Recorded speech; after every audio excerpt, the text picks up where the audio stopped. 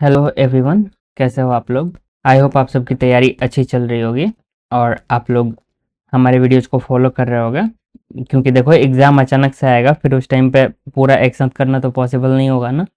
तो इसलिए धीरे धीरे करके करते रहो, जिससे क्या होगा, बैकलॉग बहुत सारा नहीं होगा।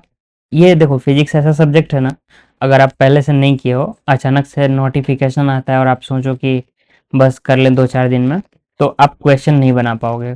और क्वेश्चन नहीं बना पाओगे तो एग्जाम में आपका स्पीड स्लो हो जाएगा। तो इसलिए आप पहले से लगे रहो, बेटर होगा। तो जैसा कि आपको पता है, हम इलेक्ट्रोस्टैट्स अच्छे से ख़त्म कर चुके हैं। हमने एनसीईआरटी का एक्सरसाइज भी पूरा सॉल्व किया, और पिछले 3 साल में जो भी क्वेश्चंस आए हुए हैं, ऑलमोस्ट 24 क्वेश्चंस थे, वो सारे हमने सॉल्व किए हैं। और अब हम लोग पहुँचे हैं कैपेसिटर चैप्टर में। ये हमारा 12 के एनसीईआरटी का पार्ट 1 का सेकंड चैप्टर है। तो देखो ये काफ़ी इजी चैप्टर है। इसको हम लोग करने वाले हैं, एक ही क्लास में ट्राई करेंगे कंप्लीट कर लें इसको। तो आप लोग इसको फॉलो करना। तो कुछ चीज़ें ऐसी हैं ना जो आपको शायद समझने में दिक्कत होंगी, जो कि थोड़े एडवांस लेवल की क्वेश्चंस हैं, लेकिन उनके रिजल्ट्स जो है ना वो इम्पॉर्टेंट है। वो मैं आपको ट्रिक बता दूंगा कैसे याद करना है, तो वो आप लोग देखना बस। बाकी आपको कुछ प्रूफ समझ में नहीं आ रहा तो कोई दिक्कत वाली बात नहीं है, क्योंकि यहाँ पे थोड़े डिफ़िकल्ट टाइप के भी आएंगे। तो चलिए हम लोग अपने वीडियो को शुरू करते हैं। तो अगर आप चैनल पर नए हो तो चैनल को सब्सक्राइब करो और बेल आइकन को प्रेस कर दो, जिससे आपको रेगुलर वीडियोस मिलती रहें। और साथ ही आप लोग हमारा टेलीग्राम ग्रुप भी ज्वाइन कर सकते हैं, जहाँ पे सारी नोट्स आपको मिलेंगी। तो चलिए अपने वीडियो को हम लोग शुरू करते हैं। सबसे पहले जानते हैं हम लोग कैसे इस चैप्टर को पढ़ने वाले हैं। तो हमारा सीक्वेंस जो होने जा रहा है ना, वो ऐसा होगा। सबसे पहले हम लोग कैपेसिटर का बेसिक सारा कंप्लीट करेंगे, बेसिक्स के बारे में जानेंगे, कैपेसिटर होता क्या है, और साथ ही क्या यूनिट्स वगैरह होती हैं, कैसे रिप्रेजेंट करते हैं, ये सब हम लोग पहले पार्ट में देखेंगे। फिर उसके बाद हम लोग देखेंगे कॉम्बिनेशन ऑफ कैपेसिटर्स, मतलब एक से ज़्यादा जब कैपेसिटर होंगे तो कैसे कंबाइंड होते हैं, वो चीज़ें देखेंगे। फिर उसके बाद हम लोग चलेंगे कनेक्शन ऑफ प्लेट्स। फिर उसके बाद हम लोग पढ़ेंगे चार्ज ऑन कैपेसिटर्स, मतलब कैपेसिटर जब चार्ज होता है तो उसके प्लेट्स पे कितनी चार्जेस कैसे आती हैं। नेक्स्ट इसके बाद एनर्जी स्टोर्ड इनसाइड कैपेसिटर। उसके बाद हम लोग देखने वाले हैं कनेक्शन ऑफ कैपेसिटर्स, मतलब कैपेसिटर को कैसे हम कनेक्ट करेंगे बैटरीज वगैरह से, वो सारे इस पार्ट में डिस्कस करेंगे। उसके बाद हम लोग बात करेंगे अनबैलेंस्ड व्हीटस्टोन ब्रिज। ये आई होप आपने कभी ना कभी सुना होगा, अगर आपका साइंस बैकग्राउंड है तो, जो कि ऑब्वियसली होगा। पैरेलल प्लेट कैपेसिटर, उसके बाद हम लोग देखेंगे कैसे पैरेलल प्लेट्स मिलकर कैपेसिटर बनाते हैं और उनका कैपेसिटेंस हम लोग कैसे कैलकुलेट करते हैं। फिर उसके बाद एक पार्ट है जो कि थोड़ा हाई लेवल का है, ये समझने में दिक्कत आ सकती है, लेकिन इसका भी बेसिक्स हम लोग को जानना जरूरी है, जो कि है डाइलेक्ट्रिक्स एंड स्लैब्स। उसके बाद हम लोग कुछ क्वेश्चंस देखेंगे जिनका रिजल्ट थोड़ा इंपॉर्टेंट है, जैसे कि 2021 में जैसा क्वेश्चन पूछा था जानबूझ के पेपर को लेंदी करने के लिए। तो अगर कुछ पैसा आता है तो कुछ एक दो क्वेश्चंस ऐसी हैं जिन जो अगर पूछ दे तो आपको अगर रिजल्ट याद हो डायरेक्टली तो आप उसको आंसर कर सकते हो। नेक्स्ट चीज़ें हैं आरसी सर्किट। तो वो थोड़ा बहुत हम लोग इसमें इंट्रोडक्शन ले लेंगे और उसको अच्छे से पढ़ेंगे हम लोग एक बार, जब रेसिस्टर को भी पढ़ लेंगे, क्योंकि आरसी सर्किट में कैपेसिटर और रेसिस्टर दोनों होते हैं, तो इसलिए उसको बाद में पढ़ने से ज़्यादा बेटर होगा। तो चलिए देखते हैं अपना पहला टॉपिक आज का। तो चलिए सबसे पहले बात करते हैं कैपेसिटर के बारे में। तो देखिए कैपेसिटर क्या होता है ना, ये एक डिवाइस होता है जो एनर्जी स्टोर करता है, इलेक्ट्रिकल एनर्जी को स्टोर करता है in form of electric field. ये अपने अंदर में स्टोर कर लेता है। जैसे क्या होता है, दो प्लेट्स होती हैं, यहाँ पे हमने नीचे में दिखाया हुआ है। जैसे मान लो ये दो प्लेट्स हैं, अब क्या होता है, एक प्लेट पे पॉजिटिव चार्ज आ जाता है, दूसरे प्लेट पे सेम नेगेटिव चार्ज, मैग्नीट्यूड उतना ही होता है लेकिन इसका साइन अपोजिट होता है। तो चार्जेस कुछ ऐसे अलाइन होती हैं और इन चार्जेस के अलाइन होने की वजह से बीच में एक इलेक्ट्रिक फील्ड जनरेट होती है, और वो इलेक्ट्रिक फील्ड के फॉर्म्स में एनर्जी स्टोर्ड रहती है कैपेसिटर के अंदर में। तो ये एक इलेक्ट्रिकल डिवाइस है जो एनर्जी को स्टोर करता है। नेक्स्ट चीज़ देखिए, इसका जो एसआई यूनिट होता है ना, फराड होता है, लेकिन कुछ कॉमनली यूज्ड यूनिट्स हैं जो कि आपको मालूम होना चाहिए। और आई होप आपको मालूम होगा, माइक्रो होता है 10⁻⁻⁶, नैनो होता है 10⁻⁹, पिको होता है 10⁻⁻12। ये कॉमनली यूज होते हैं कैपेसिटर्स में, क्योंकि अगर प्रैक्टिकल वे में देखेंगे ना, हम लोग अपने लाइफ में देखते हैं आसपास, तो ये भी वैल्यू जो है ना कैपेसिटर की काफ़ी बड़ी वैल्यू है। और कैपेसिटर कहाँ पे लगे होते हैं, तो जितने भी इलेक्ट्रॉनिक डिवाइसेस आप देखते हो ना, ऑलमोस्ट सभी में कैपेसिटर आपको मिल जाएगा। इवन कि आपके घर में टीवी होगा उसके अंदर आपको ढेर सारे कैपेसिटर्स मिल जाएंगे। कैपेसिटर्स थोड़े से ऐसे टाइप के सिलिंड्रिकल भी होते हैं, अलग अलग शेप के बहुत सारे कैपेसिटर्स होते हैं, आप लोग देखे होंगे, हमारे फोन्स वगैरह में भी होती हैं कैपेसिटर्स। तो ये सारी चीज़ें हैं। और उसके बाद देखो इसका जो डायमेंशन होता है ना, वो सी इक्वल्स टू हमारा क्यू अपॉन वी लिख सकते हैं इसको। और फिर जब सारे डायमेंशंस लिखेंगे ना तो ये हमें मिल जाता है M raise to the power -1, L raise to the power -2, T raise to the power 4, I raise to the power 2। ये निकल के आती है कैपेसिटर की यूनिट। नेक्स्ट इसके बाद हम लोग बात करते हैं टाइप्स ऑफ कैपेसिटर। देखो कैपेसिटर जो होती है ना हमारी, वो टोटल 4 टाइप की होती हैं। देखो पहला हमारा है एक पैरेलल प्लेट कैपेसिटर, दूसरा हमारा होता है स्फेरिकल कैपेसिटर, और तीसरा हमारा सिलिंड्रिकल कैपेसिटर। लेकिन ये जो स्फेरिकल कैपेसिटर है ना, इसके 2 पार्ट्स होते हैं, एक होगा जो प्योर स्फेरिकल ऐसा होगा, और एक होगा ना जो आइसोलेटेड स्फेयर होगा, मतलब सिंगल स्फेयर होगा उसमें, वो एक अलग हम लोग इसी में कंबाइन कर लिए। तो देखिए ये 2 टाइप्स होती हैं। तो कैसे होता है, जैसे अगर मान लो पैरेलल प्लेट कैपेसिटर है, उसके 2 प्लेट्स होंगे, दोनों एक दूसरे के पैरेलल होंगे, और दोनों पे अपोजिट चार्ज जनरेट होगा, और बीच में एक फील्ड जनरेट होगी। इस टाइप का जो अरेंजमेंट होता है ना, इसको हम लोग बोलते हैं पैरेलल प्लेट कैपेसिटर। नेक्स्ट बात करें तो स्फेरिकल कैपेसिटर, उसमें क्या होता है, एक स्फेयर मान लो यहाँ पे है और एक स्फेयर यहाँ पे है, ये कंडक्टिंग स्फेयर है, तो इसलिए पोटेंशियल हर एक पॉइंट पे इस पे पूरे जगह पे सेम होगी, इसके हर एक पॉइंट पे पोटेंशियल सेम होगी। तो क्या होता है ना, चार्ज जनरेट होता है, मान लो इस पे प्लस क्यू चार्ज जनरेट हो गया, इस पे माइनस क्यू जनरेट हुआ, अब इनके बीच में एक इलेक्ट्रिक फील्ड यहाँ पे डेवलप हो जाएगी। तो ये जो अरेंजमेंट हमारा बना ना, ये कैपेसिटर का अरेंजमेंट है। यहाँ भी हमारी 2 चार्जेस प्लस क्यू और माइनस क्यू आ गई हैं। नेक्स्ट सिलिंड्रिकल कैपेसिटर कैसा होता है ना, जैसे देखो कॉन्सेंट्रिक 2 सिलेंडर्स होते हैं, ये जो सिलेंडर है मान लो ये दोनों का सेंटर एक्सिस बिल्कुल सेम है, मर्ज हो गया है। अब क्या होता है ना, अंदर वाले पे मान लो माइनस क्यू चार्ज जनरेट हुआ और बाहर वाले पे प्लस क्यू जनरेट हुआ, फिर यहाँ पे इलेक्ट्रिक फील्ड सेटअप हो जाएगी। तो ये कुछ हमारे स्टैंडर्ड होते हैं कैपेसिटर्स के। नेक्स्ट बात करते हैं कैपेसिटेंस की। जैसे देखो हमारे पास 2 प्लेट्स हैं, मान लो पहले से चार्ज प्लेट्स हैं, यहाँ पे देखो क्या होता है, मान लो इस पे चार्ज है पहले से 7Q, इस पे चार्ज है 3Q। तो ये ट्रिक हमने सीखा था जब इलेक्ट्रोस्टैटिक्स का लास्ट पार्ट पढ़ रहे थे, तो देखे थे चार्ज कैसे रीडिस्ट्रीब्यूट होता है। तो ये 7 है और ये 3 है, दोनों मिला के ऐड कर देंगे तो 10 हो जाएगा। तो 5 इस बाहर वाले को, 5 इस बाहर वाले को, दोनों को दे देंगे। तो देखो यहाँ अगर 5 हुआ, टोटल 7 होना है, मतलब यहाँ पे +2Q आ जाएगा। और देखो यहाँ 5 हो गया, लेकिन इस पे टोटल 3Q होना है, तो यहाँ -Q आ जाएगा।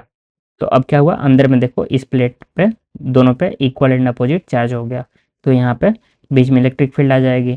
तो ये जो सेटअप हमारा बन गया ना, ये पैरेलल प्लेट कैपेसिटर बन गया। दोनों का बीच का जो गैप होता है ना, गैप बहुत ही छोटा होता है, इसलिए ये पॉइंट जो होगा बहुत ज़्यादा नज़दीक होगा दोनों ही प्लेट से। तो इलेक्ट्रिक फील्ड कैसे लिख सकते हैं, कोई भी इनफाइनाइट प्लेट की वजह से हम लोग इलेक्ट्रिक फील्ड निकालते थे σ/2 एप्सिलॉन नॉट। अब देखो यहाँ पे इस पॉइंट पे इस प्लस की वजह से बाहर की तरफ इधर फील्ड होगी, और ये जो निगेटिव वाला ये हमारा है प्लेट, इसके वजह से भी इधर की तरफ ही फील्ड होगी, मतलब फील्ड टोटल ऐड हो जाएगी। तो टोटल फील्ड हमारा निकल के आता है σ/एप्सिलॉन नॉट। और सिग्मा क्या होता है, सिग्मा होता है charge divided by area. Sigma क्या होता था, सरफेस चार्ज डेंसिटी। और ये जो Q है ना, ये बस हम लोग को अंदर वाला लेना है, जो भी इनर चार्ज है ना, वही बस हमको यहाँ पे लेना है सिग्मा के कैलकुलेशन में प्लेट के लिए।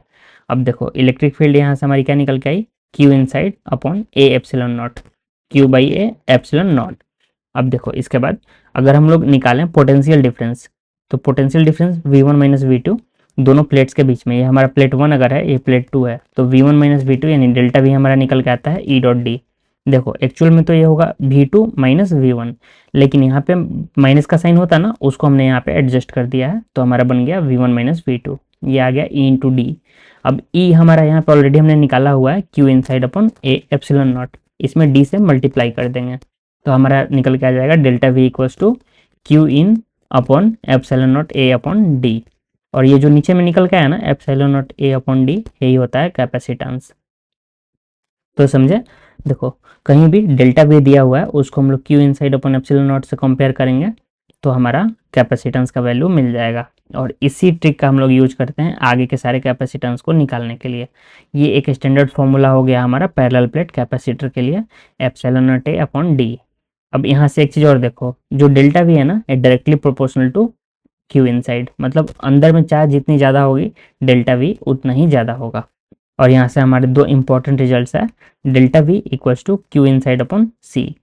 अब एक चीज़ और नोट करो, ये सी जो है ना, ये यहाँ पे कांस्टेंट क्वांटिटी है, क्योंकि देखो एप्सिलॉन नॉट कांस्टेंट है, प्लेट का एरिया भी फिक्स हमने किया हुआ है, डी भी फिक्स किया हुआ है, प्लेट के बीच का डिस्टेंस जो है ये वाला, ये डी है, ये भी हमने फिक्स करा हुआ है। तो हमारा जो सी निकल के यहाँ से आता है वो आता है epsilon not A upon D. C जो हमारा है यही कहलाता है कैपेसिटेंस। आई होप आपको यहाँ तक समझ में आया हो। नेक्स्ट बात करते हैं, ये चीज जो हमने यहाँ डिस्कस की, चार्ज जो होता है ना ये अंदर वाला, अगर कभी भी बात करें कि कैपेसिटर पे चार्ज है, मतलब चार्ज ऑफ कैपेसिटर या चार्ज ऑन कैपेसिटर, तो इसका हमेशा मीनिंग होता है ना, जो भी अंदर वाले प्लेट पे चार्ज रहेगा ना, बस वही चार्ज ऑन कैपेसिटर होता है। कभी भी बाहर के प्लेट पे अगर कोई चार्ज है उसका कोई मीनिंग नहीं है हमारे कैपेसिटेंस के कैलकुलेशन में या फिर यहाँ कैपेसिटर वाले क्वेश्चंस में। अब देखो कुछ और इंपॉर्टेंट रिजल्ट्स हमें यहाँ से जो ऊपर मिली, delta V proportional to Q, जो भी चार्ज जनरेट होगा वहाँ पे डेल्टा वी उसके डायरेक्टली प्रोपोर्शनल होगा, या फिर delta V equals to Q upon C. एक तरह से सी को आप समझ सकते हो प्रोपोर्शनलिटी कांस्टेंट भी बोल सकते हो। अब यहाँ से हमें इंपॉर्टेंट फॉर्मूला जो निकल के आता है वो हमारा फॉर्मूला है Q equals to C delta V. ये फॉर्मूला सबसे इंपॉर्टेंट फॉर्मूला है, पूरे चैप्टर में यूज होगा और ऑलमोस्ट हमारे आधे क्वेश्चन इसी पे बेस्ड हैं, मतलब किसी न किसी फॉर्म में इसका यूज हो ही जाएगा। अब नेक्स्ट इसके बाद देखते हैं कैपेसिटेंस कैसे कैलकुलेट करते हैं। तो देखो सबसे पहले पैरेलल प्लेट के लिए, तो पैरेलल प्लेट के केस में क्या होता है ना, जो हमने ऊपर देखा C equals to epsilon not A upon D. यहाँ पे एप्सिलॉन नॉट हमारा वही है permittivity of free space, A जो है हमारा एरिया है और डी जो हमारा है प्लेट के बीच का सेपरेशन है, ये वाला जो प्लेट सेपरेशन है वो डी है। एक्चुअल देखो ये प्लेट यहाँ पे ये दिख रहा है ना, ये बस प्लेट का साइड व्यू है। प्लेट एक्चुअल में ऐसी होती है, पूरी की पूरी प्लेट होगी, लेकिन हम लोग इस साइड को बस देख रहे हैं, इसलिए यहाँ पे दो प्लेट रखी हुई हैं, पूरी पूरी ऐसे प्लेट्स हैं, ये भी हमारी ऐसे कुछ प्लेट है। तो दो प्लेट है दोनों के बीच का, तो इस प्लेट का जो पूरा एरिया है ना, किसी भी एक प्लेट का, दोनों इक्वल प्लेट्स होती हैं, ये ए हो गया एरिया, और ये डी जो हो गया दोनों प्लेट्स के बीच का गैप हो गया। तो ये होता है पैरेलल प्लेट कैपेसिटर के केस में। इसका प्रूफ हम ऑलरेडी देख चुके हैं और इसका भी प्रूफ वैसे ही होता है, लेकिन ये हम लोग नहीं करने वाले हैं क्योंकि करके कोई मतलब नहीं है। अगर आप फॉर्मूला ये याद कर लो वो ज़्यादा बेटर होगा। तो देखो स्फेरिकल कैपेसिटर के केस में C equals to 4 pi epsilon naught R1 R2 upon R2 minus R1, ये चीज़ आपको याद रखना है। और एक चीज़ आप ऐसे भी देख सकते हो, R2 R1 अगर आप भूल भी जाओ नीचे में कौन पहले होगा कौन बाद में, तो आप एग्जाम में डेटा देखोगे ना आपको समझ में आ जाएगा। ये जो क्वांटिटी होगी कैपेसिटेंस, ये निगेटिव नहीं होगी, ये पॉजिटिव होगी, तो हमेशा R2 वही होगा जो बड़ा होगा, तो नीचे में बड़ा वाला माइनस छोटा वाला, ऊपर में मल्टीप्लीकेशन। तो ऐसे करके आप याद कर सकते हो, उससे आप कंफ्यूज होने से बचोगे कि नीचे में R2 माइनस R1 है या फिर R1 माइनस R2। नेक्स्ट चीज़ देखो, जो हमारा सिलिंड्रिकल कैपेसिटर होता है उसका रिजल्ट, ये भी आप सेम मेथड से हम लोग प्रूफ करते हैं, इसका भी प्रूफ काफ़ी बड़ा है, लेकिन आप यहाँ पे बस इसको डायरेक्टली देख लो। 2 पाई एप्सिलॉन नॉट एल, एल जो हमारा दोनों इसका लेंथ है पूरा सिलेंडर का, उसके बाद एल R2/R1, मतलब एक का रेडियस अपॉन दूसरे का रेडियस, ये R2 जो है ये बड़ा वाला रेडियस डिवाइड बाई छोटा वाला रेडियस। तो ये होता है सिलिंड्रिकल कैपेसिटर के केस में। इनके पूछे जाने की प्रोबेबिलिटी ऑलमोस्ट नेग्लिजिबल है, जब तक वो ऐसा नहीं चाहें कि थोड़ा टाइम वेस्ट किया जाए सबका। और अगर आपको याद नहीं हो रहा है तो कोई ज़्यादा टेंशन लेने वाली बात नहीं है, ये एक आप याद कर लो। वैसे एक क्वेश्चन देखो इस वाले पे, स्फेरिकल वाले पे ना, एक क्वेश्चन उन्होंने पूछा है 2021 में। एक्चुअल में वो लोग वहाँ पे पूछे हैं, वो लोग एनर्जी पूछे हैं, इंटरेक्शन एनर्जी या फिर बोले तो सेल्फ पोटेंशियल एनर्जी। तो उस क्वेश्चन को ना इसी मेथड से किया जा सकता है, ये कैपेसिटर वाला यूज करके। वैसे करने के लिए तो इलेक्ट्रोस्टैट से कर सकते हैं, लेकिन लिटरली वो क्वेश्चन 10 मिनट आराम से ले लेगा। लेकिन अगर आप यहाँ से कैपेसिटेंस निकाल लो और Q²/C का फॉर्मूला यूज कर लो, आपको एक बार में आंसर डायरेक्ट मिल जाएगा विद इन अ मिनट। तो इसलिए इस फॉर्मूला से एक बार वो लोग क्वेश्चन पूछ चुके हैं। ये क्वेश्चन हम लोग सॉल्व जब करेंगे ना कैपेसिटर का, तो हम लोग वो क्वेश्चन भी देखेंगे। बहुत लोग इलेक्ट्रोस्टैट्स में उसका सॉल्यूशन दिखा दिए हैं, लेकिन एक्चुअल में वो इलेक्ट्रोस्टैट से बनाना समझदारी वाली बात तो बिल्कुल भी नहीं है। नेक्स्ट बात करते हैं स्टैंड अलोन कंडक्टर अगर दिया हुआ है कोई, तो जैसे देखो ये स्फेरिकल कैपेसिटर है ना, ये भी कंडक्टर ही है, लेकिन यहाँ पे दो स्फेयर्स होती थी, लेकिन इस बार मान लो हमारे पास एक अंदर वाली स्फेयर बस है, तो ये भी एक कैपेसिटर है। अब मान लो इस पे चार्ज प्लस क्यू है, तो इसका जो पेयर होगा वो कहाँ होगा, तो हम लोग ऐसा मान के चलते हैं कि इन्फिनिटी पे ना निगेटिव चार्ज वाला ऐसा कोई एक होगा, इसका जो कॉम्प्लीमेंट इसको करेगा, और फिर हमारा इसका कैपेसिटेंस कुछ निकलेगा। तो देखो डेल्टा वी जो होगा V one minus V two, V two जो है ना ये इन्फिनिटी का पोटेंशियल है, तो वी टू जो हमारा निकल के आता है वो जीरो आएगा, क्योंकि इन्फिनिटी पे पोटेंशियल जीरो होता है। और उसके बाद ये वी वन का पोटेंशियल, एक कंडक्टर के लिए पोटेंशियल हमने पढ़ा था ना, के क्यू बाई आर। अब के क्यू बाई आर हमारे पास है, इसको हम लोग क्या करेंगे, डेल्टा भी हम लोग निकाल लिया, अब इसको कंपेयर कर देंगे क्यू बाई सी से। तो जो नीचे में ये टर्म आ रहा है ना, जब कंपेयर करोगे ऊपर में क्यू और क्यू हो गया, नीचे में C equals to 4 pi epsilon not R. अब देखो नेक्स्ट है रिप्रेजेंटेशन ऑफ कैपेसिटर। तो देखो कैपेसिटर को ऐसे रिप्रेजेंट करते हैं, कैपेसिटर की दो प्लेट्स हो गई, और ये हमारा वायर है जो भी सर्किट से जोड़ रहा है। उसके बाद इस पे जो चार्ज आता है ना, चार्ज को हम लोग प्लेट्स पे दिखाते हैं, जैसे इस पे एक प्लेट प्लस क्यू चार्ज आया तो दूसरे पे ऑटोमेटिकली माइनस क्यू आ जाएगा। ये चार्जेस जो है ना हमेशा इक्वल रहेंगी मैग्नीट्यूड में, और साइन में अपोजिट रहेंगी। नेक्स्ट जो वी होता है Q by C, Q equal to C B, ये ऊपर हमने बहुत बार देख लिया। अब देखो एक बैटरी के टर्मिनल्स को समझ लेते हैं। जैसे देखो ये एक हमारी बैटरी है 10 वोल्ट। देखो जब भी हम बैटरी की बात करते हैं ना, जनरली हम लोग आइडियल बैटरी की बात करते हैं, इसका कोई इंटरनल रेजिस्टेंस नहीं है। अगर बैटरी का इंटरनल रेजिस्टेंस जीरो हो तो वो आइडियल बैटरी होती है, और अगर कुछ रेजिस्टेंस आता है ना वो बैटरी आइडियल नहीं है। तो हम लोग जनरली जो बात करते हैं बैटरी की वो आइडियल बैटरी होती है, जब तक कि दिया नहीं हो। तो देखो अगर इस बैटरी की पोटेंशियल 10 वोल्ट है, इसका क्या मतलब होता है, तो ऐसे इसको अप्रोच करते हैं ना। मान लो ये बी पे अगर पोटेंशियल पहले से जीरो है, तो जीरो से 10 ज्यादा हो जाएगा इधर से, जब हम लोग इधर जाएंगे तो जब भी बैटरी के इस छोटे वाले डंडे से बड़े वाले डंडे की तरफ जाते हैं, ये देखो ये निगेटिव होता है छोटा वाला, और बड़ा वाला पॉजिटिव होता है। ऐसे समझ लो पॉजिटिव हमेशा बड़ा होता है, निगेटिव छोटा होता है। तो ऐसे ही बड़ा वाला पॉजिटिव, छोटा वाला निगेटिव। तो निगेटिव से पॉजिटिव जब भी आप जाओगे ना, पोटेंशियल में इंक्रीज आएगा। तो देखो यहाँ बी से जब आप ए जा रहे हो हमेशा 10 का इंक्रीज आएगा। अब बी कितना भी हो सकता है, बी अगर 0 हुआ तो ये 10 हो जाएगा, बी अगर 5 हुआ तो 15 हो जाएगा, बी अगर -5 हुआ तो ये 5 हो जाएगा, और बी अगर -10 हुआ तो 0 हो जाएगा। मतलब बी पे जो भी पोटेंशियल है ना उसमें हम लोग 10 ऐड करेंगे तो ए का पोटेंशियल मिल जाएगा। यही बेसिकली बैटरी के केस में होता है। अब देखो जैसे यहाँ पे एक क्वेश्चन हमने लिया है एग्जाम्पल के लिए कैपेसिटर के केस में, देखो क्या होता है। कैपेसिटर जैसे यहाँ पे देखो 10 वोल्ट पोटेंशियल डिफरेंस पहले से है, इधर में -10 वोल्ट है, तो टोटल डिफरेंस कितना आ गया 10 माइनस -10। तो 10 में से 10 को जब माइनस करोगे तो आपका वो ऐड हो जाएगा 10 + 10। और ऊपर में हमने पढ़ा था Q equals to C delta V, तो C हमारा दिया हुआ है 5, डेल्टा वी हो गया 20, तो हमारा जो चार्ज निकल के आएगा वो 100 आएगा। तो यानी इसको अगर +100 मिलेगा, इसको -100 मिलेगा। तो यहाँ पे एक चीज़ ध्यान रखो, हमेशा हायर पोटेंशियल जिधर रहेगा ना उधर में पॉजिटिव चार्ज आएगा, जिधर में लोअर पोटेंशियल रहेगा उधर में नेगेटिव चार्ज आएगा। तो आगे जब भी सर्किट देखोगे ना वहाँ पे इसको ध्यान रखोगे। नेक्स्ट देखो हमारा ये क्वेश्चन है। अब देखो इस क्वेश्चन में हमारे पास दी हुई है कैपेसिटेंस की वैल्यू, ये हमारा 1 2 3 3 कैपेसिटर्स हैं, और उसके बाद हमारे यहाँ पे बैटरी से जुड़े हुए हैं। ये बैटरी हमारा 10, ये 20, ये 10, ये 30। अब देखो क्या होगा, जो हमारा ये कैपेसिटर सारे हैं सबका कैपेसिटेंस सेम रखा है, ये 5 माइक्रोफाराड। अब देखो सबसे पहले यहाँ पे C1 पे चार्ज कैलकुलेट करना होगा, फिर सेकंड वाले पे, फिर थर्ड वाले पे। तो मेथड क्या होता है, तो सबसे बेसिक मेथड होता है पॉइंट पोटेंशियल मेथड।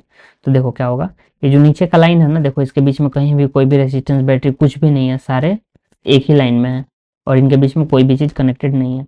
तो किसी भी एक पॉइंट को आप मान लो कि उसका पोटेंशियल 0 है, आप रेफरेंस के लिए मान रहे हो, क्योंकि यहाँ पे जो भी हम डील करने वाले हैं ना वो पोटेंशियल डिफरेंस से डील करने वाले हैं, डेल्टा वी से। तो देखो 10 में से 5 घटाओ, या फिर 15 में से 10 घटाओ, ये सारी चीज़ें सेम ही आएंगी ना, फाइनली हमें 5 ही मिलेगा। तो इससे फर्क नहीं पड़ेगा कि आप 0 मान रहे हो, 10 मान रहे हो, कुछ भी मान रहे हो, हमें बस डिफरेंस से मतलब है। तो ऐसे क्वेश्चन में क्या करो, जो सबसे कोई भी एक ऐसा पॉइंट जो सबसे ज़्यादा जिसके 0 होने का प्रोबेबिलिटी हो वहाँ हमें 0 मानना है। जैसे यहाँ पे हमने 0 माना, ऑटोमेटिकली ये कनेक्टेड है डायरेक्टली, ये भी जीरो, ये भी जीरो, ये भी जीरो। अब देखो ऊपर में हमने क्या पढ़ा, जैसे ही हम एक छोटे डंडे से बड़े डंडे की तरफ जाते हैं 10 का इंक्रीज आता है, तो यहाँ पे 10 हो गया इसके इस तरफ। अब देखो यहाँ पे जीरो, फिर यहाँ बड़ा डंडा बाद में आ रहा है तो यहाँ पे 20 हो गया।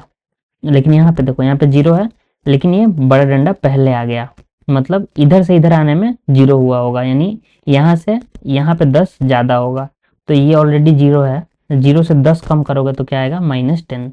सिमिलरली यहाँ जीरो है, तो जीरो से बड़ा डंडा की तरफ जा रहे हैं तो हमारा 30 हो जाएगा। तो देखो सारी पोटेंशियल डिफरेंस निकल गई। अब देखो फर्स्ट कैपेसिटर जो हमारा है इसके अक्रॉस पोटेंशियल डिफरेंस है 20 - 10 यानी 10, और कैपेसिटेंस है 5, तो 10 × 5 सीधा 50-50 चार्ज दे दो। और हायर यहाँ पे 20 साइड, तो यहाँ पे +50, जबकि लोअर इधर है 10 तो यहाँ -50। सेम यहाँ पे देखो, यहाँ पे 20 हो गया, यहाँ पे -10, तो 20 में से -10 घटाओगे तो आपको क्या मिलेगा, 30, और 30 × 5 150 चार्ज आएगा, इस पे -150 चार्ज आएगा। अब 150 जो प्लस वाला है वो देना है हायर पोटेंशियल को।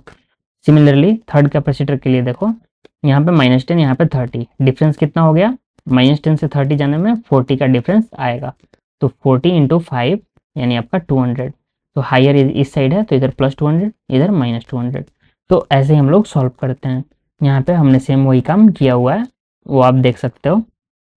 नेक्स्ट देखो, कोई भी क्वेश्चन सॉल्व करने के लिए ना आपको क्या करना है, आपको बस ये जो पॉइंट पोटेंशियल मेथड है वो यूज करो, पॉइंट्स पे पोटेंशियल लिख लो। उसके बाद क्या करो, आपको हमेशा जो पोटेंशियल डिफरेंस मिला उससे कैपेसिटेंस को मल्टीप्लाई करना है, चार्ज आ जाएगा। और जो भी पॉजिटिव प्लेट है, पॉजिटिव चार्ज जो देना है उस प्लेट को दो जिधर में पोटेंशियल हाई हो। देखो यही चीज हमने यहाँ पे लिखा हुआ है, तो इसको आप आराम से पढ़ लेना।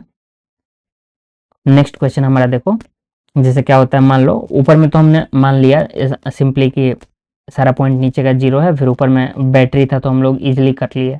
लेकिन इस क्वेश्चन में देखो, यहाँ पे हमने एक 10 वोल्ट की बैटरी दी हुई है, यहाँ पे एक कैपेसिटर, यहाँ दूसरा कैपेसिटर, यहाँ पे तीसरा कैपेसिटर, और यहाँ पे फिर एक बैटरी है। तो देखो इसको हमने जीरो माना, इसको जीरो माना, इसको जीरो माना, नीचे का सारा पॉइंट कनेक्टेड है तो जीरो हो गया। अब देखो जीरो से छोटे डंडे से बड़े डंडे की तरफ जा रहा है तो यहाँ तो 10 हो जाएगा, और सिमिलरली यहाँ 20 का इंक्रीज आ रहा है तो यहाँ ऊपर में 20 हो जाएगा। लेकिन यहाँ पे देखो, यहाँ पे जीरो तो है लेकिन यहाँ पे कैपेसिटर लगा हुआ है, हमें नहीं पता चार्ज कितना है, तो हम लोग इसके पार कैसे जा सकते हैं, हमारे पास तो कोई आइडिया नहीं है। तो मानते हैं कि ये x है, कोई भी एक वेरिएबल आप मान सकते हो, x मान लिया। अब देखो क्या करेंगे, तो यहाँ पे हम लोग लगाते हैं एक तरह से जंक्शन रूल जैसा ही है, बस ये कैपेसिटर में है। तो क्या करते हैं, यहाँ पे देखो ये तीन प्लेट्स जो है ना यहाँ जुड़ी हुई हैं, Q1 Q2 Q3, इन तीनों पे जो भी चार्जेस जाएंगी ना, मान लो उनका सम जीरो है, तीनों चार्ज मिला के Q1 + Q2 + Q3 initially zero थी, फाइनली भी जीरो होंगी, क्योंकि law of conservation of charge follow होगा। तो देखो जब आप चार्ज लिखोगे Q1 + Q2 + Q3 = 0, तो आप चार्ज कैसे लिखोगे, तो Q1 को लिखने के लिए Q1 सबसे पहले x, मान लो सबसे पहले कि x जो है सबसे बड़ा पोटेंशियल यही है, आप लिखते हो ना डेल्टा V = बड़ा वाला माइनस छोटा वाला, तो मान लो x सबसे बड़ा है। अब देखो x -10, इसके क्रॉस डेल्टा V आ गया, डेल्टा V1, तो x - 10 × 1 फराड, तो x - 10 × 1, उसके बाद देखो x - 0 × 2, x - 0 × 2, यहाँ वाला डेल्टा V इंटू कैपेसिटेंस यहाँ वाला। फिर नेक्स्ट देखो ये x - 20 × 3 फराड, x - 20 × 3 फराड, यहाँ का पोटेंशियल माइनस यहाँ का पोटेंशियल इंटू कैपेसिटेंस, तो हमें ये मिला। यहाँ से देखो x की वैल्यू जब आप कैलकुलेट करोगे तो 70/6 आता है, यहाँ पे 70/6, ये ऑलमोस्ट 11 के ऊपर है और 12 से कम है। तो अब हमें पता है x का वैल्यू, तो अब आप चार्ज इजीली कैलकुलेट कर सकते हो। x का वैल्यू एक बार आप यहाँ पे लिख दो, 70/6 जो भी आया।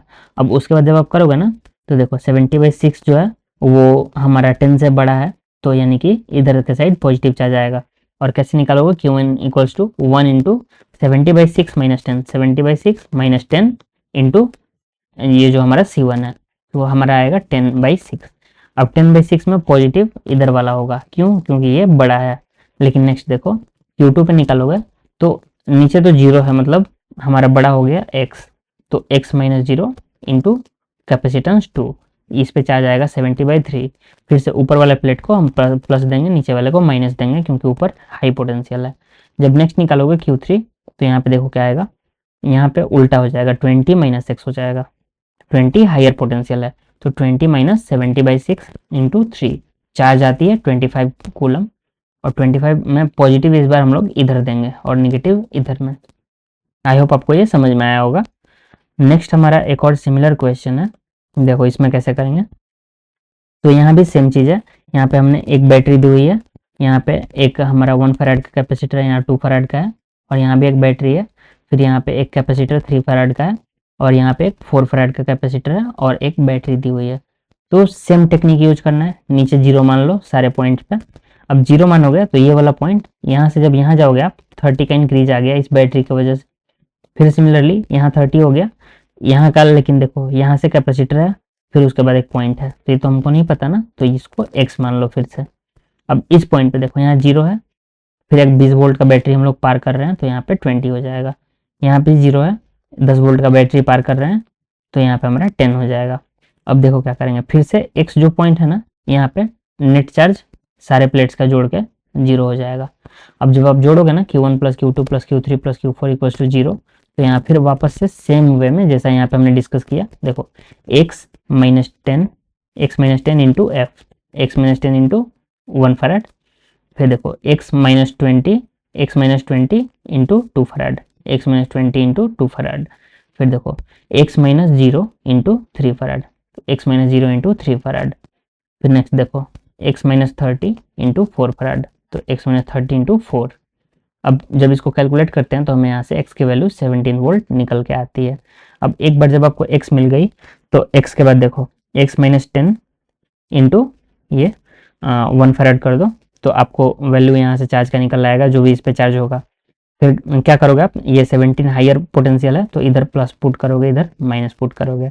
सिमिलरली नेक्स्ट यहाँ पे निकालोगे जब आप, तो 17 - 20 इस बार लेकिन नहीं होगा, इस बार नेगेटिव हो जाएगा, तो 20 - 17 करना होगा, इधर हाई पोटेंशियल है। तो जब आप निकालोगे चार्ज तो यानी कि इधर प्लस इधर माइनस, तो इस तरह से आप चार्ज इजीली कैलकुलेट कर सकते हो, बस आपको वैल्यू पुट करनी है इसी में। ये हमारा Q1 हो गया, या Q2 हो गया, या Q3 हो गया, Q4 हो गया।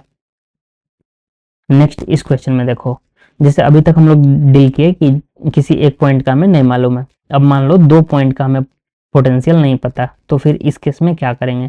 तो देखो सबसे पहले हमारे पास एक सर्किट दिया हुआ है, यहाँ एक बैटरी, 2 बैटरी, 3 बैटरी, ऊपर में एक कैपेसिटर, 2 3 4 5, हमारे पास 5 कैपेसिटर, 3 बैटरी हैं।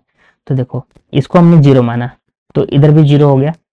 अब देखो 0 से 10 की तरफ जा रहे हैं तो यहाँ 10 हो गया। अब 10 से 20 और ऐड हो गया हमारा, तो यहाँ पे 30 हो गया। अब 30 से देखो पॉजिटिव से निगेटिव जा रहे हैं ना, तो 30 उसमें से ये -30 इसकी वजह से हो गया, तो यहाँ पे फिर से हमारा 0 हो गया, तो इधर भी 0 हो गया। अब देखो इन 2 पॉइंट्स का हमें नहीं मालूम है क्योंकि बीच में कैपेसिटर लगे हुए हैं, तो इसको मान लो x, इसको मान लो y। अब सेम वे में सबसे पहले क्या करो, x पॉइंट पे क्या करो, नेट चार्ज 0 कर दो इन 3 प्लेट्स पे, Q1 + Q2 + Q3 = 0। और सेम वे में इक्वेशन लिखो, यहाँ पे x को मान लो सबसे हाई पोटेंशियल है, तो x - 0 इंटू 2, सारे जो कैपेसिटर्स हैं उनका कैपेसिटेंस हमने सेम लिया है 2। तो नेक्स्ट देखो x - 10 इंटू 2, फिर हमारा x - y इंटू 2। आपको जिस पॉइंट के लिए कैलकुलेट कर रहे हो उसको मान लो सबसे बड़ा वही है, उससे बड़ा कोई भी नहीं है पोटेंशियल। अब देखो यहाँ से आप एक इक्वेशन हमको ये मिल जाएगी, 6x - 2y = 20। अब नेक्स्ट देखो इस पॉइंट के लिए सेम ट्रिक यूज करो, y - x इंटू c यानी 2। तो देखो y - x इंटू 2, फिर यहाँ पे y - 30 इंटू 2, y - 30 इंटू 2, फिर यहाँ से y - 0 इंटू 2 यहाँ पे। अब इससे फिर हमें एक इक्वेशन मिलेगी 6y - 2x = 60। अब इक्वेशन 1 को ऐड करना है इसको 3 टाइम करके, इक्वेशन 2 को 3 टाइम करेंगे और इक्वेशन 1 में ऐड करेंगे, तो यहाँ से हमें y की वैल्यू मिल जाएगी 12.5 वोल्ट, इससे x की वैल्यू मिलेगी। फिर वापस से जब इक्वेशन में आप डालोगे y की वैल्यू तो वो निकल के आएगी -22.5 वोल्ट। तो एक बार आपको पोटेंशियल मिल गया इस पॉइंट का, तो अब आप चार्ज तो इजीली कैलकुलेट कर लोगे क्योंकि बाकी सारे पॉइंट्स का आपको ऑलरेडी मालूम है। तो कुछ ऐसे बनाते हैं इन टाइप के क्वेश्चंस को। अब नेक्स्ट कॉन्सेप्ट हम डिस्कस करते हैं capacitor in parallel and series. इसको हम लोग कैसे कैलकुलेट करते हैं। तो देखो हमारे कैपेसिटर को कैसे हम कनेक्ट कर सकते हैं, या तो सीरीज में कर सकते हैं या फिर पैरेलल में कर सकते हैं। तो सबसे पहले देखते हैं पैरेलल वाले केस में क्या होता है। तो क्या होगा, देखो जब आप पैरेलल में कनेक्ट किए, मान लो ये एक कैपेसिटर है C1, दूसरा C2। अब एक बैटरी से हमने कनेक्ट किया जिसका पोटेंशियल डिफरेंस V है। तो फिर से सेम पॉइंट पोटेंशियल, इधर हमने मान लिया 0, तो तीनों पॉइंट्स कनेक्टेड हैं तो 0 हो गए। 0 से V आगे हम जा रहे हैं, इधर पॉजिटिव वाला इधर है तो यहाँ पे V हो जाएगा। फिर ये V हुआ ना, तो ये भी सेम V और V। अब देखो दोनों कैपेसिटर के अक्रॉस हमारा जो पोटेंशियल डिफरेंस है वो सेम है। तो देखो कितना आता है हमारा, ये इस पे हमारा चार्ज आ जाएगा Q1 पहले वाले पे इस पे, और सेकेंड वाले पे हमारा चार्ज आ जाएगा Q2। अब एक इक्विवेलेंट सर्किट हम बनाते हैं जिसका C जो है वो C इक्विवेलेंट के इक्वल है। मान लो दोनों कैपेसिटर को मिला के हमने एक कैपेसिटर बनाया। अब इसका कैपेसिटेंस इन दोनों के इक्विवेलेंट के इक्वल है। अब इस सर्किट में देखो इस पे भी कुछ चार्ज आएगा Q, वो चार्ज माना हमने Q equals to Q1 plus Q2 इस चार्ज के इक्वल है, क्योंकि चार्ज तो कंजर्व होना है। तो कैसे आप इसको लिखोगे, Q1 plus Q2 equals to Q, C1V plus C2V equals to C equivalent into V। जैसे Q1 को क्या लिख सकते हैं, C1 और इसके अक्रॉस पोटेंशियल डिफरेंस है V माइनस 0 यानी V, तो C1 इंटू V। वैसे सिमिलरली देखोगे इसके अक्रॉस पोटेंशियल डिफरेंस आ गई V और इसका कैपेसिटेंस C2, तो C2 इंटू V, और वो इक्वल होगा C इक्विवेलेंट V माइनस 0 यानी C इक्विवेलेंट इंटू V। अब देखो नेक्स्ट यहाँ से हमें मिलेगा C1 plus C2 equals to C equivalent. तो यहाँ से हमें एक चीज़ पता चला कि अगर कितनी भी कैपेसिटर्स जो है हमारी वो जुड़ी हुई हैं पैरेलल में, तो उनका डायरेक्ट सम कर दो। मतलब अगर 10 कैपेसिटर दिए हुए हैं C1 C2 C3 ऐसे करके C10 तक, आपको सिंपली सबको ऐड कर देना है। ये हम लोग कब करते थे, रेसिस्टर के केस में हम लोग ये यूज करते थे सीरीज में। जब भी रेसिस्टर सीरीज में होते थे, आपको 10th में आई थिंक याद होगा, हम लोग क्या करते थे, सारे रेसिस्टर्स को डायरेक्टली जोड़ देते थे। तो इस यहाँ पे उल्टा होता है, जब भी कैपेसिटर्स जो रहेंगे आपके वो अगर रहेंगे पैरेलल में तो आपको डायरेक्टली सम कर देना है। नेक्स्ट देखो यहाँ पे हमारा जब सीरीज में होगा तो क्या करेंगे, तो दो कैपेसिटर सीरीज में है, इनका एक इक्विवेलेंट हमें बनाना है। मान लो इसका C इक्विवेलेंट ये आता है। अब एक चीज प्रॉपर्टी देखो बहुत अच्छी होती है, ये जो हमारा टोटल पोटेंशियल डिफरेंस होगा ना, इसके क्रॉस मान लो V1 इसके क्रॉस V2, तो ये इक्वल टू V ही आना है, क्योंकि टोटल बैटरी तो हमारी V है ना। देखो यहाँ से V जाएगा, V में से कुछ V1 इसको मिल गया, V1 से जो बचा वो V2 इसको मिल गया, तो V1 V2 जो बना वो इसी की वजह से हुआ, तो इसीलिए V1 plus V2 equals to V आता है। और V हम लोग कैसे लिखते थे, V1 equals to Q upon C1। अब next V2 equals to Q upon C2। अब जो हमारा V निकल के यहाँ से आएगा वो आएगा Q अपॉन, इस पे अगर चार्ज Q है, C इक्विवेलेंट। एक प्रॉपर्टी होती है, जब भी कैपेसिटर जो होते हैं वो सीरीज में होते हैं ना, उन पे चार्ज सेम होता है। जैसे अगर यहाँ पे 10 कैपेसिटर भी सीरीज में लगा देना, हर एक कैपेसिटर के प्लेट पे चार्ज प्लस Q और माइनस Q ही आएगा। और जब उनका इक्विवेलेंट हम लोग निकालते हैं ना, उस इक्विवेलेंट पे भी जो चार्ज आता है वो भी प्लस Q और माइनस Q ही आता है। तो ये एक प्रॉपर्टी हमें बहुत हेल्प करेगी क्वेश्चंस को बनाने में। तो देखो यहाँ पे Q जो ऊपर से हमारा सारा कैंसिल हो जाएगा, और फिर हमें फाइनली क्या मिलता है, 1/C1 plus 1/C2 equals to 1 upon C equivalent. ये कुछ रेसिस्टर्स के पैरेलल वाले जैसा दिख रहा है।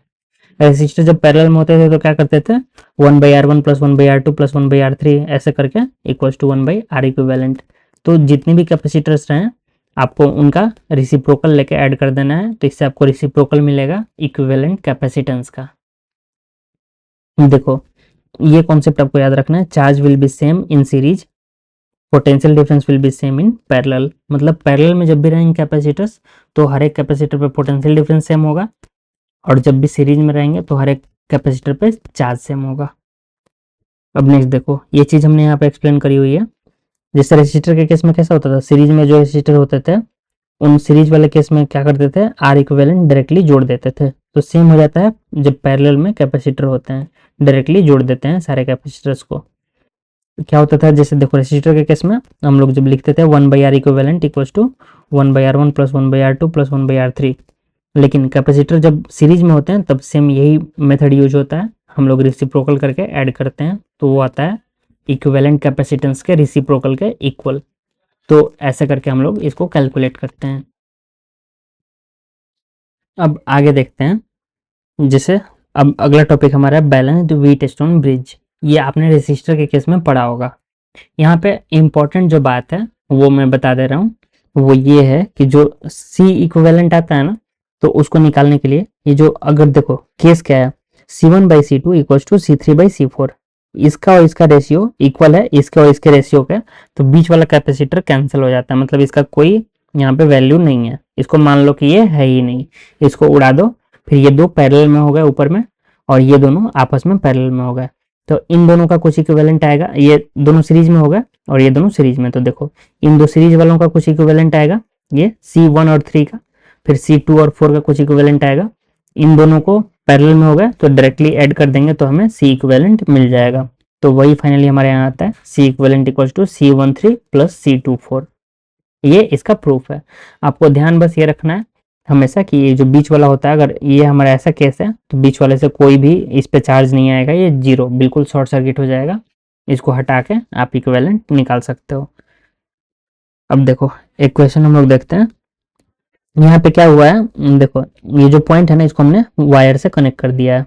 कनेक्ट करने का मतलब क्या है, कंडक्टर यहाँ पे हमने लगाया तो पोटेंशियल सेम हो जाएगा इस पॉइंट का और इस पॉइंट का सेम, यहाँ पे इसको हमने इससे कनेक्ट कर दिया। तो देखो इसका पोटेंशियल भी इसके सेम हो जाएगा, ये बी और ये भी बी, यहाँ भी बी हो जाएगा। अब ऐसे केस में कैपेसिटर्स को कैसे हम कनेक्शन दिखाएंगे, तो देखो उसके लिए क्या करते हैं, सबसे पहले देखो ये दो वाला, यहाँ ये पॉइंट ए है ये बी है, ए और बी के बीच में कनेक्टेड है दो वाला, तो दो को कर दिया। ये देखो फोर वाला, ये फोर वाला भी ए और बी के बीच में ही कनेक्टेड है, तो ए और बी के बीच में हमने फिर से फोर लगा दिया। फिर देखो ये जो 3 और 6 है ना, ये दोनों ए और बी के बीच में कनेक्टेड है, लेकिन ये बीच में ये पॉइंट हमें नहीं पता है, तो ये दोनों जो है आपस में तो सीरीज में है, तो इसलिए हम लोग यहाँ सेम टू सेम सीरीज में दोनों को कनेक्ट कर देंगे, और किसके अक्रॉस, ए और बी के अक्रॉस।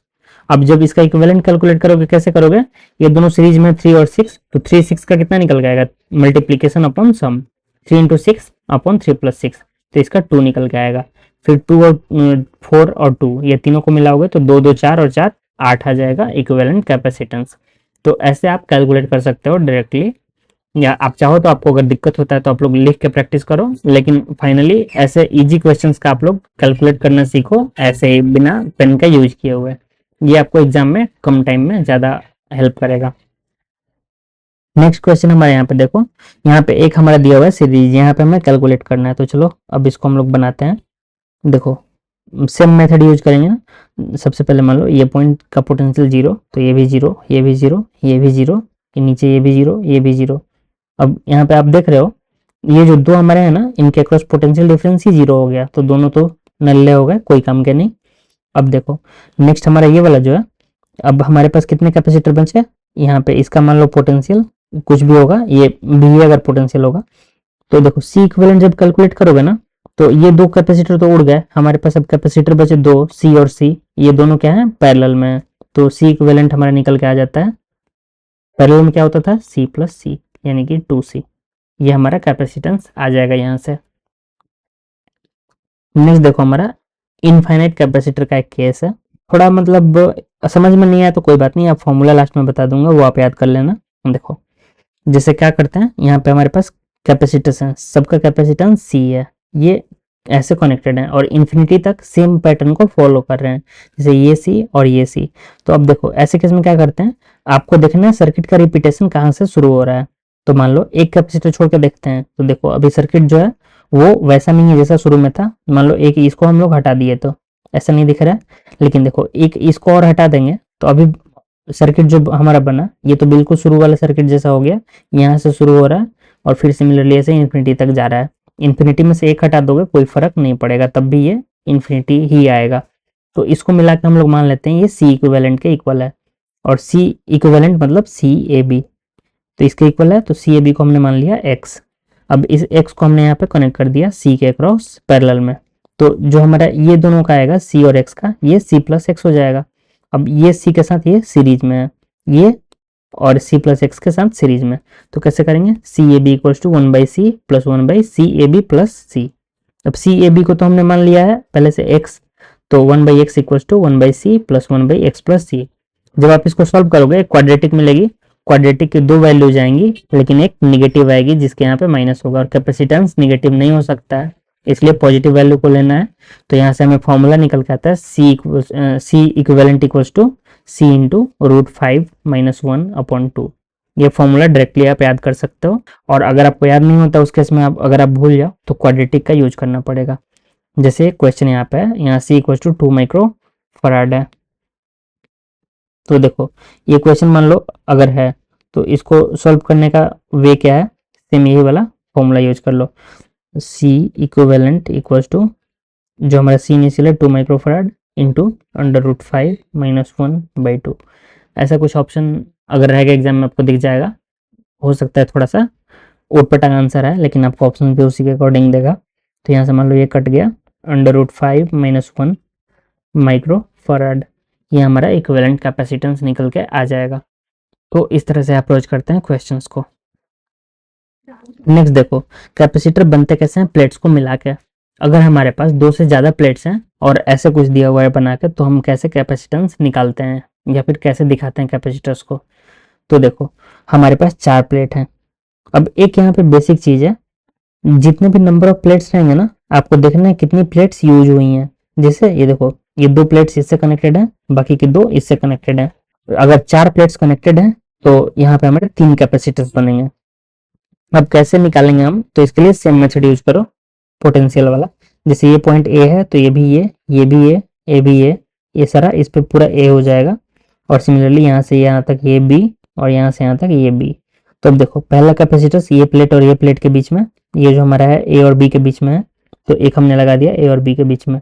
फिर दूसरा देखो ये भी ए और बी के बीच में है, ये ए है ये बी है तो यहाँ पे फिर एक कैपेसिटर ए बी के बीच में, फिर हमारा ये भी बी और ए के बीच में, फिर यहाँ से हमने एक लगा दिया। अब टोटल 3 कैपेसिटर्स पैरेलल में, यानी सी इक्विवेलेंट 3C आ गया हमारा। और सी क्या होता था, ε0A/d। तो यहाँ से निकल के आता है C equivalent equals to 3ε0A/d। Next question में हमारे पास ऐसी प्लेट्स हैं, तो यहाँ अलग अलग अगर मान लो D1 अलग है, D2 अलग है, D3 अलग है, तो वैसे केस में कैपेसिटेंस अलग अलग आ सकता है, लेकिन मेथड जो रहेगा सेम रहेगा सी इक्विवेलेंट निकालने का। अब देखो अगला केस, यहाँ पे हमारे पास अगर मान लो बीच में एक ऐसा प्लेट आ गया, डायरेक्टली मतलब कनेक्टेड नहीं है लेकिन यूज हो रहा है। देखो जैसे अगर ये एक्स है, अगर यहाँ पे एक और प्लेट लगा देना, फिर ये प्लेट जो होगा वो ए और कुछ सर्टेन वाई पॉइंट के बीच हो जाएगा, तो ये बाहर चला जाएगा, तो वो उस काम नहीं आएगा। लेकिन यहाँ पे देखो एक्स जो है ये हमारा ए और एक्स के बीच में, लेकिन एक्स फिर बी से वापस से कनेक्ट हो जा रहा है, तो जो भी ये 2 के बीच में आएगा वो हमारा प्लेट यूज होगा। तो चलो ऊपर से शुरू करते हैं। ए और बी के बीच में एक कैपेसिटर, तो ए बी के बीच में एक सी, फिर बी और ए के बीच में फिर एक आ गया। अब देखो ए और एक्स के बीच में हमने कनेक्ट किया, एक्स मान लिया कहीं पे एक पॉइंट है, तो ए और एक्स के बीच में एक कैपेसिटर, फिर एक्स और बी के बीच में एक कैपेसिटर, तो ऐसे करके ये भी कनेक्ट हो गया। अब इक्विवेलेंट कैसे निकालोगे, देखो ये दोनों सीरीज में है तो सी और सी C/2, फिर C/2 सी और सी तीनों पैरेलल में, तो ये 2C और ये C/2, जब आप ऐड करोगे तो आपका आ जाएगा 5C/2 इसका इक्विवेलेंट कैपेसिटेंस। नेक्स्ट क्वेश्चन देखो यहाँ पे अगर मान लो 2 प्लेट्स हमारी ऐसी हैं जो डायरेक्टली किसी से कनेक्टेड नहीं है, उस केस में क्या होगा। तो देखो पहला हमारा ये दोनों पॉइंट ए, ये दोनों पॉइंट बी, अब जो हमें नहीं पता है ये एक्स और ये वाई। अब देखो इसको क्या करेंगे, पहला हमारे कैपेसिटर ए और वाई के बीच में, तो ए और वाई के बीच में, फिर वाई और बी के बीच में, तो यहाँ वाई और बी के बीच में, फिर बी और ए के बीच में, तो बी और ए के बीच में, फिर ए एक्स, फिर यहाँ पे बी और एक्स, तो बी और एक्स, ऐसे करके आया। फिर देखो सब अगर सी आया तो सी और सी मिला के C/2, ये सी और C/2, फिर C/2 सी और ये C + C, टोटल हमारा 2C इसका इक्विवेलेंट कैपेसिटेंस निकल के आ जाएगा। आंसर यहाँ पे लिख देता हूँ, आप कैलकुलेट कर लेना 2C। नेक्स्ट क्वेश्चन चलो देखते हैं, चार्ज ऑन कैपेसिटर। देखो कैपेसिटर को हम लोग चार्ज करेंगे तो उस पर कुछ चार्ज आएगा, तो चार्ज के लिए हमने फॉर्मूला पढ़ा था ना। देखो जब भी मान लो एक कैपेसिटर कनेक्टेड है किसी भी बैटरी से, तो उस पर जो चार्ज निकल के आता है वो निकल के आता है C इक्विवेलेंट इंटू V, जो भी इसका कैपेसिटेंस रहेगा इक्विवेलेंट। जैसे कैसे करंट इलेक्ट्रिसिटी में हम लोग पढ़ते थे, जो हमारा करंट निकल के आता था I = V/R इक्विवेलेंट, तो वैसे ही C इक्विवेलेंट टू V। जो वहाँ पे हम लोग I कैलकुलेट करते थे, यहाँ पे हम लोग क्यू कैलकुलेट करते हैं। नेक्स्ट देखो एक एग्जांपल हमने लिया है। यहाँ पे मान लो हमने दो कैपेसिटर्स को कनेक्ट किया C1 और C2। अब इसका पोटेंशियल डिफरेंस V है। तो एक चीज हमने सीखा था ऊपर में, चार्ज जो होता है सीरीज में सेम होता है, इस पे प्लस क्यू तो इस पे माइनस क्यू, फिर इस पे प्लस क्यू फिर इस पे माइनस क्यू, क्योंकि नेट चार्ज जो रहना है वो जीरो ही होना है। अब देखो मान लो इसका C इक्विवेलेंट जो है वो C है, तो क्यू नेट हमारा क्या हो जाएगा C इंटू वी, ये हमारा फाइनली क्यू के इक्वल ही आएगा। तो देखो ये चीज हमने फिर वापस से यहाँ पे लिखा है, if capacitors are in series the charge on each capacitor will be same. ये चीज ऊपर में हमने एक बार मेंशन किया था, तो ये चीज बहुत ही इंपॉर्टेंट है।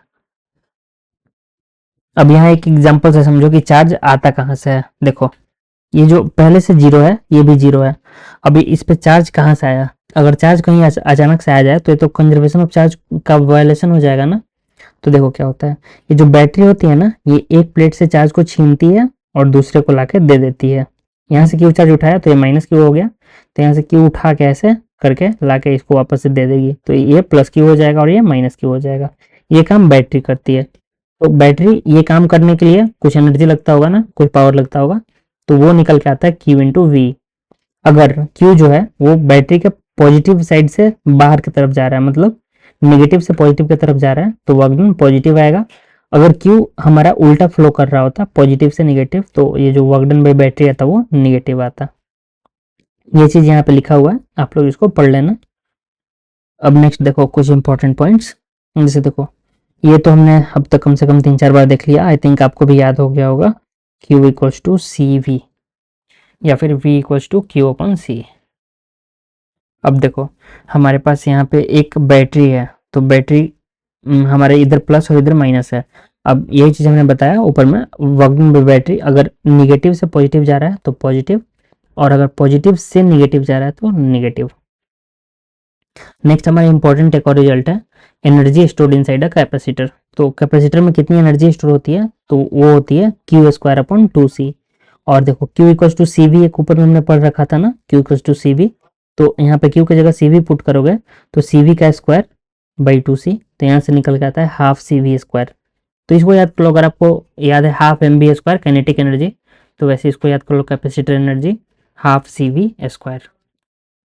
तो यहाँ से जो हमारा आ गया एनर्जी वो आ गया Q स्क्वायर अपॉन 2C या फिर हाफ सी वी स्क्वायर, तो ये डायरेक्टली याद कर लेना है।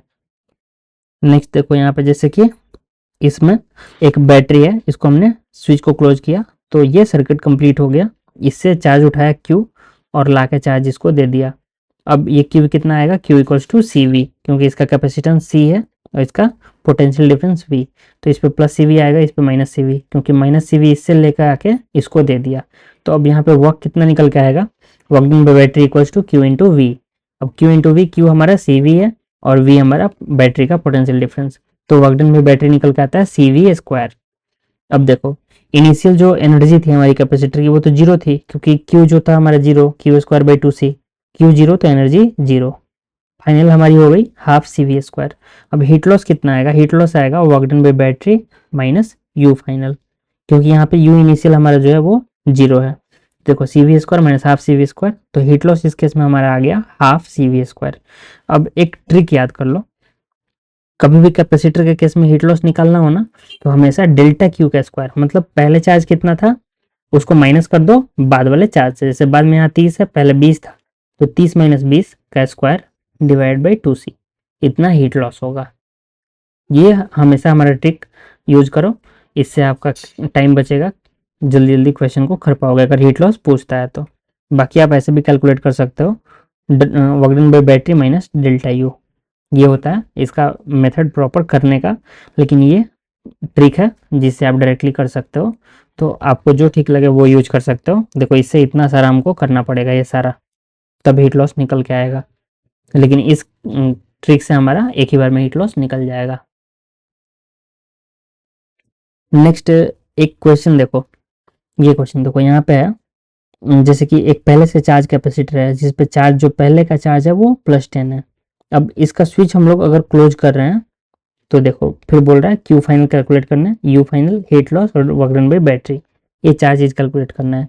तो ये जो क्वेश्चन है, अब नेक्स्ट क्वेश्चन देखो, ये इनिशियली जो था S1 जो था वो क्लोज हो गया, ये बहुत देर तक क्लोज करके रखा, तो क्या होगा, ये 5 वोल्ट है, ये 2 फराड है, इस पे चार्ज आ जाएगा +10 और इस पे -10। और अब इसको बाद में क्या किया, इस 20 वाले से कनेक्ट कर दिया, मतलब इसको क्लोज कर दिया, इसको ओपन कर दिया, मतलब ये खत्म हो गया नीचे वाला, अब ये ऊपर वाला क्लोज हो गया। तो हमारा सर्किट सेम ये जो है यही वाला बन गया। तो ये दोनों क्वेश्चन सेम है। जब आप अच्छे से देखोगे तो आपको समझ में आएगा एक ही चीज बोल रहा है। जैसे इससे पहले इसको क्लोज किया तो क्या होगा, ये कैपेसिटर हमारा चार्ज हो जाएगा +10। फिर क्या किया, इसको हटा दिया, डिस्कनेक्ट कर दिया, इसको ओपन कर दिया स्विच को और इसको क्लोज कर दिया। तब क्या हो गया, इस पे चार्ज +10 है, इस पे -10 है और ये कनेक्टेड है 20 वोल्ट के बैटरी से, मतलब ये वाला केस 20 वोल्ट के बैटरी से +10 -10। या फिर इसको देखो ऐसे वर्ड में लिख सकता है, a capacitor with initial charge of 10 coulomb and the capacitance 2 farad is connected to a 20 volt battery such that its positive charge plate is connected to positive plate of the battery. देखो ये word के form में लिख दिया, ये भी same बात बोल रहा है। तो ये सारी सेम क्वेश्चंस हैं।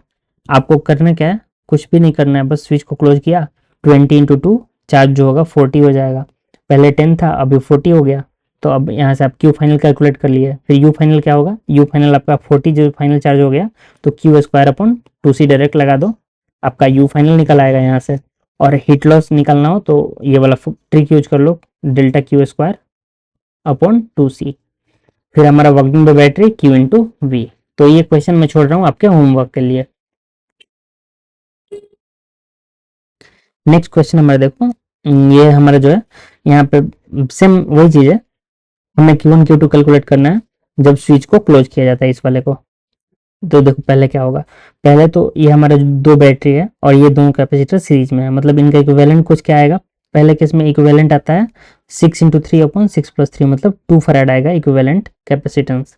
तो देखो जो हमारा ई नेट हो जाएगा, ये दोनों सीरीज में बैटरीज हैं, प्लस और प्लस दोनों का सेम साइड में आ रहा है, तो इसलिए जो नेट हमारा EMF आ जाएगा वो आ जाएगा 40 वोल्ट। सी इक्विवेलेंट यहाँ से 2 आ जाएगा। अब क्यू निकालोगे, क्यू आ जाएगा 80 इनिशियली। तो इनिशियली क्यू जो हमारा 80 है हर एक प्लेट पे। उसके बाद जब स्विच को क्लोज करते हैं बीच वाले, तो फिर क्या होगा, अब ये बैटरी इसको एनर्जी देगी, ये बैटरी इसको एनर्जी देगी, तो अब हमारा Q1 भी चेंज हो जाएगा, Q2 भी चेंज हो जाएगा। तो ये निकल के आएगा 180 और इस पे आएगा हमारा Q2 30, यानी टोटल चार्ज चेंज हो गया। अब चार्ज चेंज हो गया तो यानी कि कुछ बैटरी ने काम किया होगा चार्ज को चेंज करने में। तो वर्क डन पे बैटरी निकाल सकते हो दोनों बैटरी का। फिर ΔQ जो है वो निकाल लिए यहाँ से। अब ΔQ आ गया तो आप हीट लॉस डायरेक्टली कैलकुलेट कर सकते हो, आपको एनर्जी कैलकुलेट करने की जरूरत नहीं है। तो इन सारे क्वेश्चंस को एक बार आराम से देखना, आपको ये इजीली समझ में आ जाएंगे, क्योंकि एक सेम मेथड हर एक क्वेश्चन में फॉलो हो रहा है। तो इस वीडियो में हम लोग यहाँ पे इस चैप्टर को रोकते हैं। इसके आगे का जो पार्ट है, एक पार्ट और आएगी वीडियो की, उसमें हम लोग कंटिन्यू करेंगे, उसमें हमारी कैपेसिटर कंप्लीट हो जाएगी। तो चलिए मिलते हैं आपसे अगले वीडियो में।